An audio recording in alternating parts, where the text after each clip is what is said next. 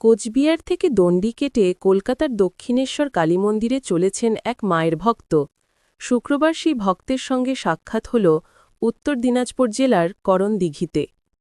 কোচবিহার জেলার পুন্ডিবাড়ির বাসিন্দা বিভাস চক্রবর্তী গত ১৯ জুলাই দণ্ডিযাত্রা শুরু করেন। ময়নাগুড়ির জল্পেশ মন্দিরে পূজা দিয়ে পুনরায় দণ্ডিযাত্রা শুরু এই ভক্তের।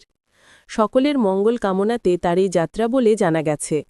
বিভাস চক্রবর্তী জানিয়েছেন, যাত্রা শুরুর সময় আরও সাথীরা ছিলেন পরিবারের লোকেরা। মাঝপথে ক্লান্ত হয়ে সাথ ছেড়েছেন তারা। বর্তমানে চোপড়া ৩ মাইলের সাধু তার সাথে রয়েছেন। আরও প্রায় ৬ মাস দণ্ডি কেটে এই যাত্রা সম্পন্ন করতে হবে। চলার পথে ভক্তদের সহযোগিতা পেলে সুবিধা হবে। চলার পথে বিভাস চক্রবর্তীকে সহায়তা করবার জন্য 8906732452 নম্বরে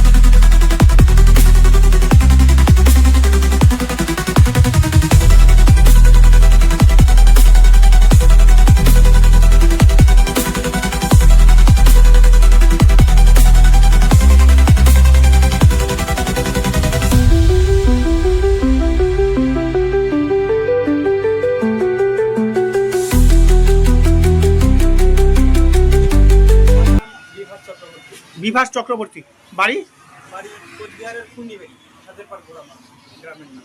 ও কুচবিহার জেলার কুন্ডিবাড়ি। আচ্ছা, তো হচ্ছে যে আপনি কিসের জন্য বেরিয়েছেন? আমি দেখুন সম্পূর্ণ মায়ের ইচ্ছেতে, মানে মায়ের কাছে পুজো দেওয়ার জন্য আমি বেরিয়েছি। বাড়ি থেকে বেরিয়েছি শ্রাবণ মাসের 2 তারিখ, জুলাই মাসের 19 তারিখ, যাই হোক প্রায় 2-1 দিন কম, মনে হয় 3 মাস হয়ে গেল। তো আমি জলপেশ মন্দিরে ময়নাগুড়িতে ভোলেনাথের ওখানে পুজো দিয়েছি। ওখান থেকে ডিরেক্ট একদম যাচ্ছি কলকাতা দক্ষিণেশ্বর কালীবাড়ি, ওখানে মায়ের ওখানে মানে পুজো দেবো, ব্যাস বাড়িতে যাবো, সেটাই। তবে আমার একটু সমস্যা হচ্ছে এই কারণে, রাস্তাঘাট এত দূরের রাস্তা, আমার সাথে লোকজনের খুব অভাব।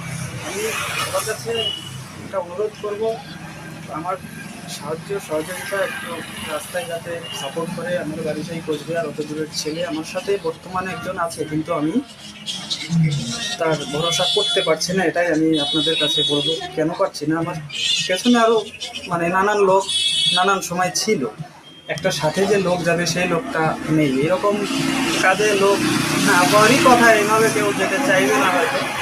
তো যাই হোক, আমার ওয়াইফ আমার পেছনে কিছুদিন ছিল, আর অন্যান্যরা ছিল। তো যাই হোক, শিলিগুড়ি বিধাননগর থেকে ওয়াইফকে বাড়ি পাঠিয়ে দিয়েছি। তারপরে কিছুদিন একা একা এসেছি। আমার কাহিনী আছে অনেক। তো 3 মাইল শ্মশান, চোপড়ার আগে বোধ হয়, যাই হোক, ওখান থেকে আমার সাথে এখন যিনি আছেন সাধু মহারাজ, ওনার সঙ্গে কথাবার্তা বলে ওনাকে আমি নিয়ে যাচ্ছি।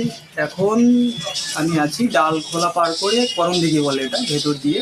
তো এই রাস্তা দিয়ে আছি। আপনাদের যাদের মানে বলবো, সবাইকেই বলবো যে একটু সহযোগিতা করবেন, আমার মানে রাস্তাতে একটু সাহায্য করবেন। পয়সা পাতি সেটা তো বড় বিষয় না, আমি সেটার কথাও বলছি না।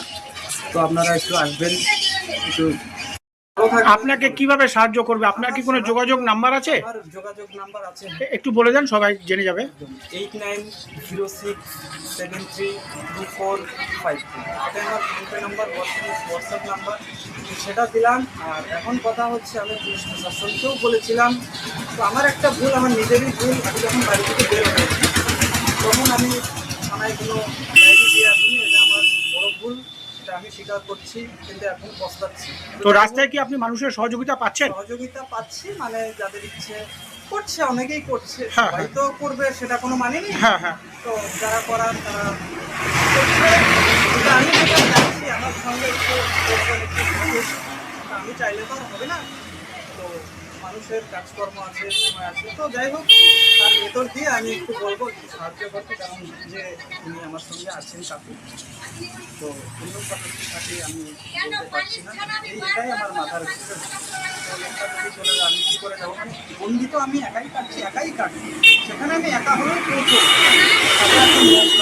খাওয়া দাওয়ার ব্যবস্থা, অন্য রকম আছে, সব জায়গার লোকজন। দেখুন, সবাই তো হাতের 5টার মতো সমান না, সবাই লোকজন সমান না। তো এইভাবে আসছি, রাস্তায় চলছি, হয়তো কারো ভালো লাগে, কারো খারাপ লাগে, সেটা লাগবে, সেটা বলছি। তো আপনি কি বার্তা দেওয়ার জন্য যাচ্ছেন? বার্তা আমি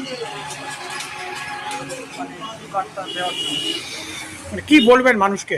মানুষকে আমি এটাই বলবো, দেখুন আমি যাচ্ছি ঠাকুরের নামে। ঠাকুর তো সবার, ঠাকুর শুধু আমার একা না।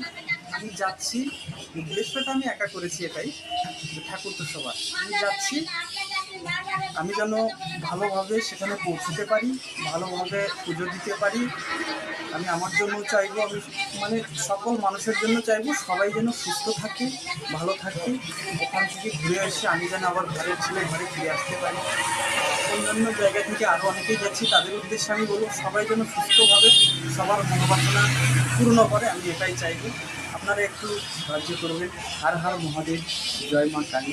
আর আমার ছোট্ট ফেসবুক চ্যানেল। কতদিনের মধ্যে আপনি পৌঁছাবেন ওখানে তাও? দেখুন, এই অবধি আসতে আমার 3 মাস হয়ে গেছে। তার মতো 15 দিন পরে 2-1 দিন একটু রেস্ট করতে হয়, শরীরের ব্যাপার তো। যাই 3 মাস হয়ে গেছে, এখন একটা আইডিয়া আছে, 4.5 থেকে 5 মাস আরও লাগবে, সময় লাগবে। হ্যাঁ আইডিয়া আছে। হ্যাঁ হ্যাঁ। তারপরে মনে করুন দুপুরবেলা রোদ, বাজারঘাট, জলজঙ্গল সব কিছু দেখে যেতে হয়। তো এখন ঠান্ডার দিন পড়ছে, এখন মোটামুটি ঠিক থাকবে। এখন দেখি কতদিন মানে শেখানো যায়। আমি চেষ্টা করবো তাড়াতাড়ি এদিকে আবার বাড়িতেও যেতে হবে, সংসার রয়েছে। আমি তো আর একদম সাধু সাধু না। আমি একটা উদ্দেশ্য নিয়েছি 7-8 মাসের, মানে এই প্রোগ্রামটা আমার ছোটবেলায় ইচ্ছা। মানে পুজো দেবো সেই জন্য আমি যাচ্ছি। তাছাড়া কোনো রকম কয়েকজন বললো, সেটা মানুষ তো বলবে যে কোনো পার্টির থেকে, আমি এটাই বলতে না কোনো রকম কোনো পার্টির থেকে কারো কথাও না। আমার উদ্দেশ্যে আমার ইচ্ছেতে আমি যাচ্ছি মায়ের কাছে পুজো দিতে। যতটুকু আমার সঙ্গে লোক নেই, তাই ওই সাধু মহারাজকে আমি নিয়ে যাচ্ছি। উনি কতদিন আমার সাথে থাকবে আমি বলতে পারছি না। আমি একটা সুর আমাকে বলেছিল হয়তো থাকবে না, তাই এখন যদি আবার যেতেও পারি, যদি যায় তো ভালো, আর যদি না যায় আমাকে একাই যেতে হবে। সেই জন্যই বলছি একটু আপনারা সামনের দিকে, আমি তো এখন করণদিঘিতে আছি, এই রায়গঞ্জ, মালদা, মুর্শিদাবাদ, বহরমপুর, শান্তিপুর হয়তো, তাই তো হ্যাঁ এই দিক হয়েই যাবো। আপনারা একটু সাহায্য সহযোগিতা করবেন, সবাই ভালো থাকবেন, সুস্থ থাকবেন, আশীর্বাদ করবেন।